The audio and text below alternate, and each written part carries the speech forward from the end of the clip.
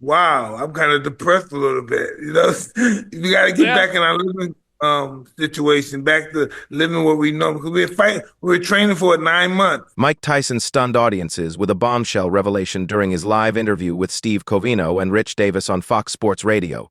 His raw honesty was so striking, it left viewers wondering if he was being genuinely candid or simply stirring the pot. For weeks, speculation has been swirling about the events of November 15th. Was it a cleverly orchestrated stunt, a questionable setup, or a monumental failure?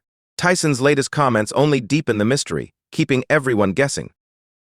Oh no, I don't remember the fight that much. I kind of blanked out a little. So, did you watch it back or anything or no? Never watched the fight. No, I have Neither not. Mike Tyson nor Jake Paul seemed eager to clear the air, leaving fans drowning in conspiracy theories and mounting frustration. Finally, Tyson broke the silence, delivering a raw and unfiltered account that's equal parts hilarious and cringe-worthy. Whether you buy into his version of events or dismiss it entirely, one thing's for sure: Tyson has an uncanny ability to keep us hanging on every word, completely captivated. What was he doing at the ring? Oh, yeah. A little bow at the end. He bowed. That's the last thing I remember. Mike Tyson's showdown with Jake Paul was nothing short of an emotional roller coaster for everyone involved. Yet, despite the massive payday and the electrifying spectacle, Tyson didn't walk away with a sense of triumph. Instead, he revealed something unexpected: depression. The man who once struck fear into entire divisions, forcing opponents into early retirement, openly admitted that the entire experience left him feeling profoundly low. Wow, I'm kind of depressed a little bit. We got to get Yeah. back in our living situation, back to living what we know because we're training for it nine Apparently, for months. Mike Tyson, the knockout isn't the only punchline the emotional aftermath packs, just as much of a hit.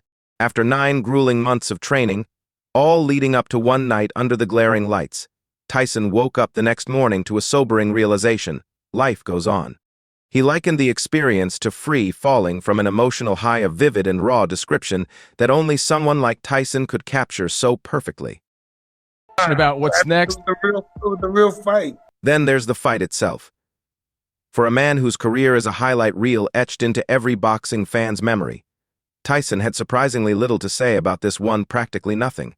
He couldn't even recall the basic details of the match. His most vivid takeaway: Jake Paul bowing at the end. What did you think of Jake's power, man, when you were in there? I don't remember it. You didn't even remember it. I heard But my body was really sore. it was sore the next day. Yeah, my body, my chest, my stomach, and stuff was really sore. That's it. No detailed breakdown of punches, no epic tales of strategy, just a hazy recollection of a YouTuber bowing in respect. Here's the kicker: Tyson didn't even feel like he pushed himself physically during the fight. He barely broke a sweat. Yet, by the next morning, his entire body felt like it had been steamrolled: chest, stomach, everything. For a man who once defined the phrase "built different," waking up sore after what was supposed to be an effortless bout raises more eyebrows than a wildly off-target uppercut. Clips where, like, you're holding back a right-hand punch, in my opinion, as a fan, to not be exposed so that you don't get hit. Is that what was happening in that clip, or you don't even know? What was happening? You have to show me. I was just, listen, know what I remember? No. Coming back from the first round, and then the next day I remember Jake is doing some kind of, I don't know, what was he doing at the ring? Of course, no Tyson story would be complete without its fair share of controversy. Once clips of the fight surfaced online, fans turned into armchair detectives. Some were convinced Tyson was holding back, pulling punches as if he were sparring with a toddler.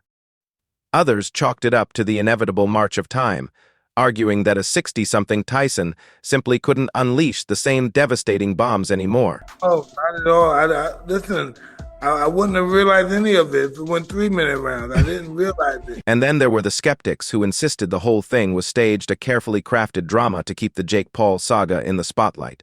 Tyson? He just shrugged it off. Literally. On live radio, he admitted he barely remembers the fight. Adrenaline, nerves, decades of hard hits to the head, who knows? But Tyson's own inability to explain it only pours more fuel on the conspiracy fire. Day after I woke up and told my wife, why did I do that? I don't know. I just don't know what the hell goes on. And what was her response? Like, what was your family's response to everything? They were just supporting me. Let me tell you, over 108 million people tuned in to watch Mike Tyson's latest spectacle, proving once again that this man could draw a crowd even if he were just standing in a grocery store line. I am happy my family saw that. But we don't normally go around and talk about me fighting and stuff. I say I'm a fight, and then they say, Dad's gonna fight. Even Tyson's family got a front row seat to this tidal wave of public adoration. Imagine being one of his kids, growing up with a dad who's just the guy telling you to finish your vegetables, only to see millions of people screaming his name. Tyson himself admitted it was surreal for his family to witness. For years, he kept his boxing career separate from his home life, but this fight changed all of that. This is what we were talking about. That fight was such a big ascender. We were so up and high. We were so excited. The fight's over. Boom. Wow. I'm kind of depressed a little bit. We got to get back in our living situation, back to living what we know, because we're fighting. It wasn't just a sporting event. It was a moment for his loved ones to truly grasp the depth of his bond with the fans.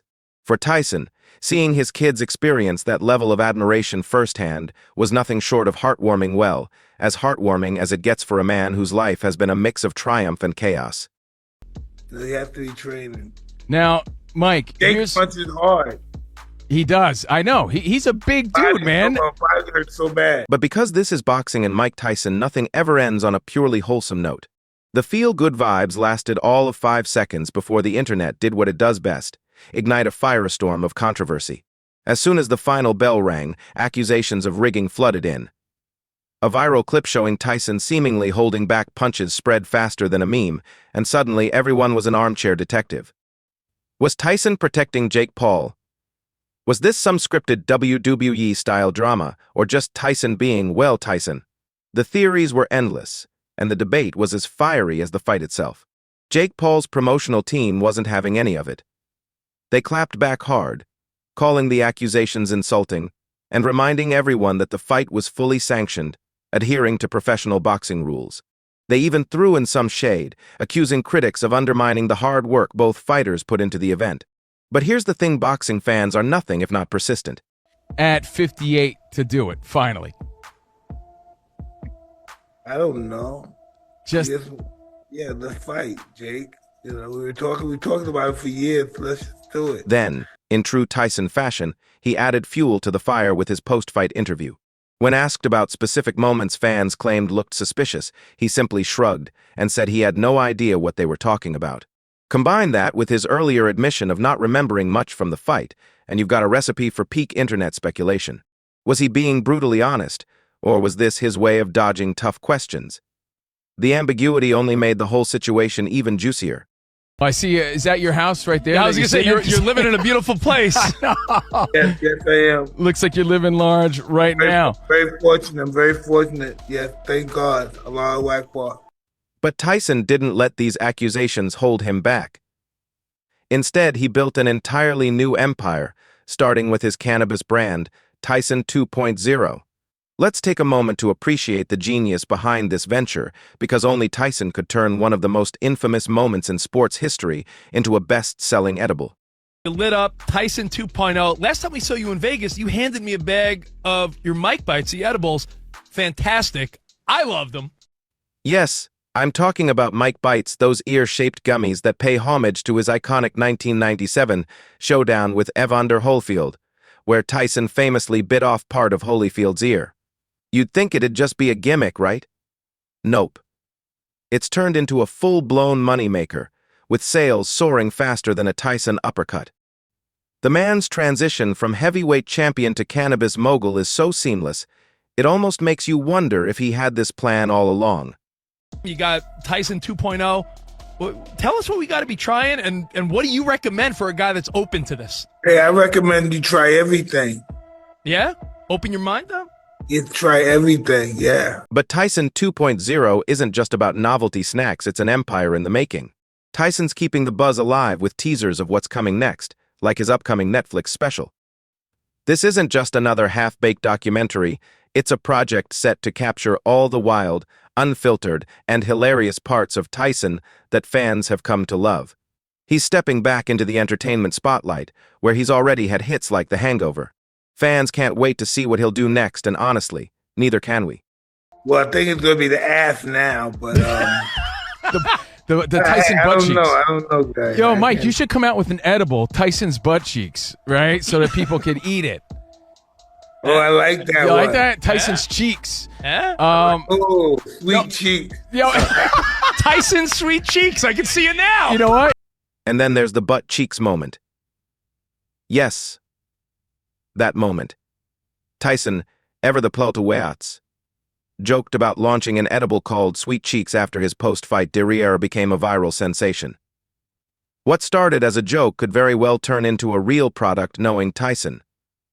Fans are already eating it up, figuratively, for now, proving that Tyson's ability to embrace absurdity only makes him more endearing.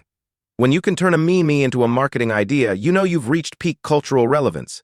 I think any of those dudes have the same fighting guts, like of the Devin Haney's, Tank Davis's, Ryan Garcia's, Teofimo's, of that. Those guys are tough. We can't overlook those guys. Those guys are tough guys. They're just for different eras. But Tyson isn't just about the business moves, he still has one eye firmly on the sport that made him a legend. He's been praising young stars like Ryan Garcia and Devin Haney, highlighting their grit, skill, and ability to draw crowds, as if we're in the golden age of boxing all over again. And, of course, Tyson couldn't resist weighing in on the heavyweights, particularly Tyson Fury's recent loss to Alexander Usyk. Fury Usyk coming up at the end of the month. The rematch, Fury Usyk 2. Any thoughts on that? Because I know you have connections with Tyson Fury. I know, but Tyson Fury could have won that fight if he wasn't playing around early in the fight. I agree. Let's just say Tyson didn't hold back. He believes Fury's sloppy performance in the early rounds cost him the fight. And honestly, he's got a point.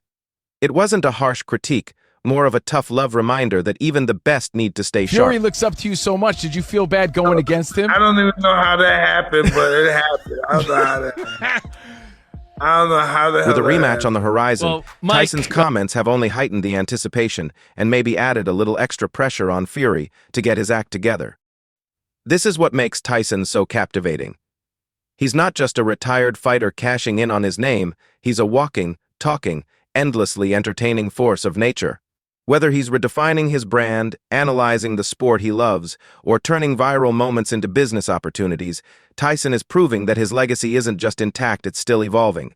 And honestly, who else could pull that off?